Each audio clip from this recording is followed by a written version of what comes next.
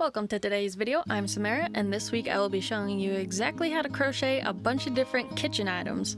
They will all be sunflowers, so it's kind of the same thing over and over again, but these are all completely different items that will be utilized in different ways around your kitchen. We will be working in the round, so we will start with a magic loop.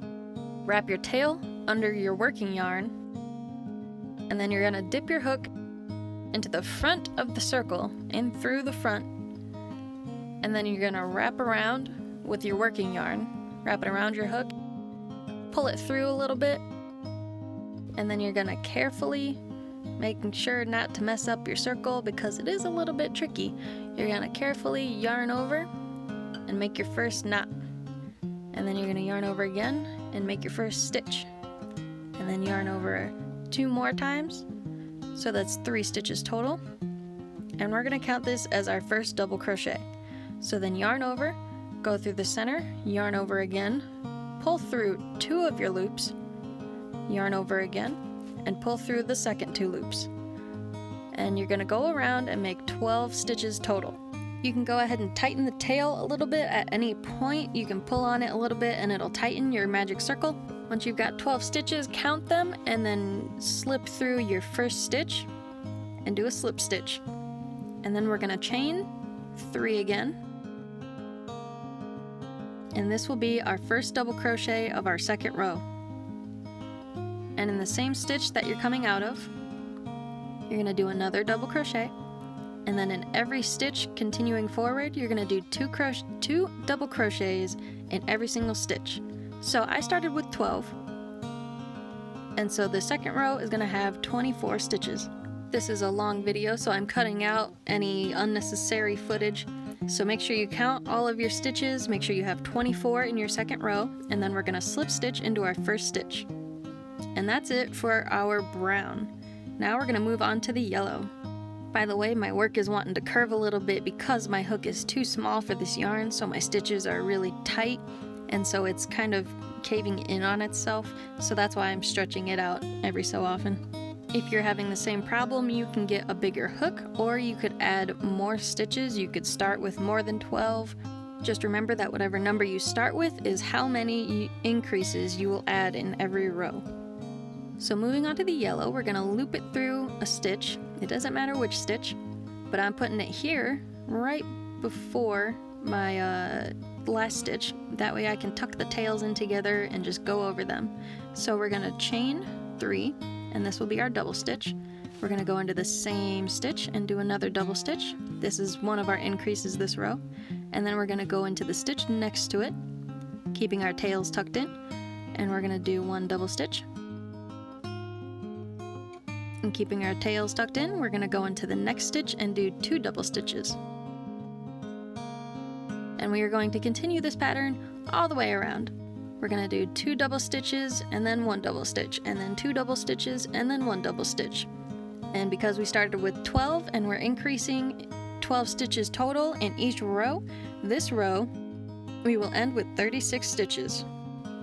And again, once you have all your stitches, make sure you double count and then slip stitch into our first stitch that we did. Remember how we chained 3, so we're going to slip into that 3rd stitch at the top. That's the top of our first stitch. Slip stitch into that. I'm stretching it out because again my work is trying to fight me a little bit because I chose a hook that's way too small. I want to add 1 more row, so I'm going to chain another 3, which is our first double stitch of the row. Go into that same stitch that we just came out of, do a double stitch, and now we're going to do 1 double stitch, another 1 double stitch, and then 2 double stitches. So in the second row, we're going to do 2 double stitches, 1 double stitch, 1 double stitch, 2 double stitches. In my head, I like to count 1, 2, 1, and 2. 1 and 2 being the 2 double stitches coming out of the 1 stitch. This helps me kind of keep the pattern going without having to pay too much attention, but also not messing up. So 1, 2, 1, and 2. 1, 2, 1, and 2. I don't know why I like it so much, but this row right here is my favorite row whenever I'm working in the round. I guess it's kind of like I'm dancing with my hook or my yarn or whatever. So we increased another 12, so that should be a total of 48. we're gonna slip stitch into that first stitch that we got, stretching out my work so that it can lay flat. And that's it for this first part. This video is gonna be in 3 parts. Here's the second part. But the first part was the double stitch. The second part is gonna be a half double stitch version of the sunflower. And if you just went along with the first part, you can go ahead and skip this part a little bit, skip ahead a couple minutes, and come back for the cute little petal details that we're going to be doing at the end. So for the half double stitch, we're going to start the same, but we're only going to chain 2, and then we're going to wrap around like we're going to do a double stitch, but when we come back through, we're only going to yarn over once and pull through all 3 loops. Instead of yarn over, pull through 2, yarn over, pull through 2, we're just going to yarn over and pull through all 3. This is a half double stitch. We're going to stitch 12 again, and this way you can see the size comparison between the double stitch and the half double stitch, so that you have a better idea of what you want your coasters to look like. And we're going to continue with the same exact pattern that we did the first time, but just with the half double stitch. So in our second row, we're going to have 2 half double stitches in every stitch.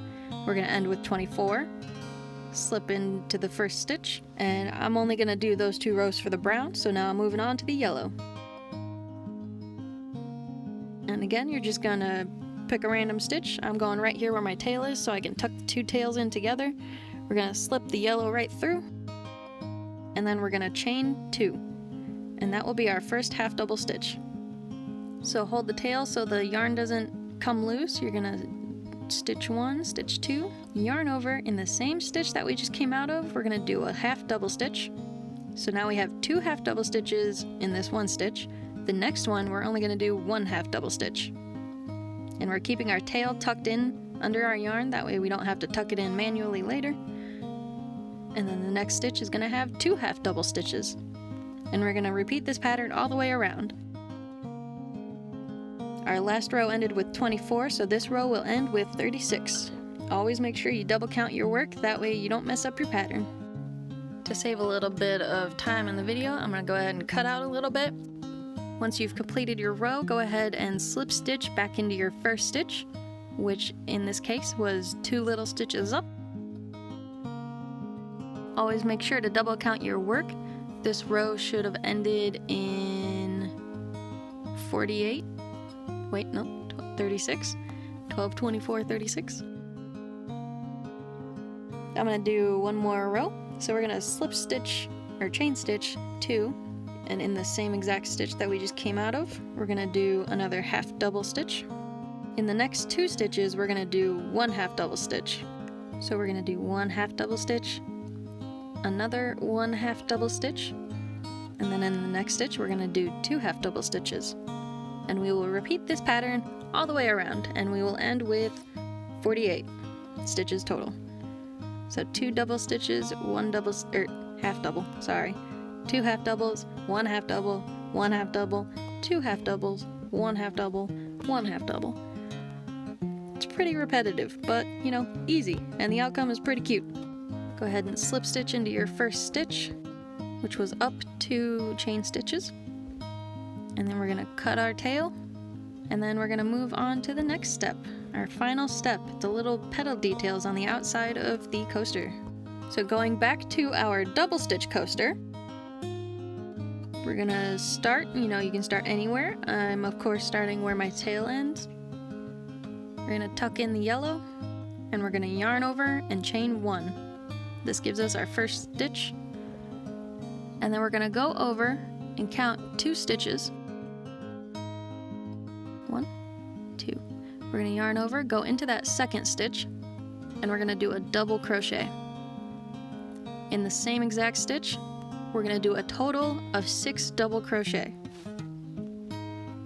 Once you've got all 6 of those, you're going to count from the stitch you're working in over 2 more, and then you're going to slip stitch into that one.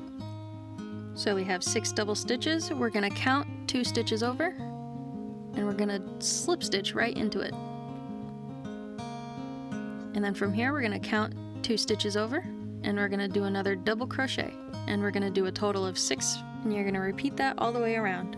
Once you've gone all the way around, it's okay if it's not perfect, if you're short a stitch or two, go ahead and slip stitch back into that first stitch that we started from, and from the back, we're gonna come through to the front to tuck in our tail, and then you can tuck your tail in whatever way is most comfortable for you. I usually like going under these vertical, little strings here. It's a little bit tough to get in here because I chose such a small hook for some reason.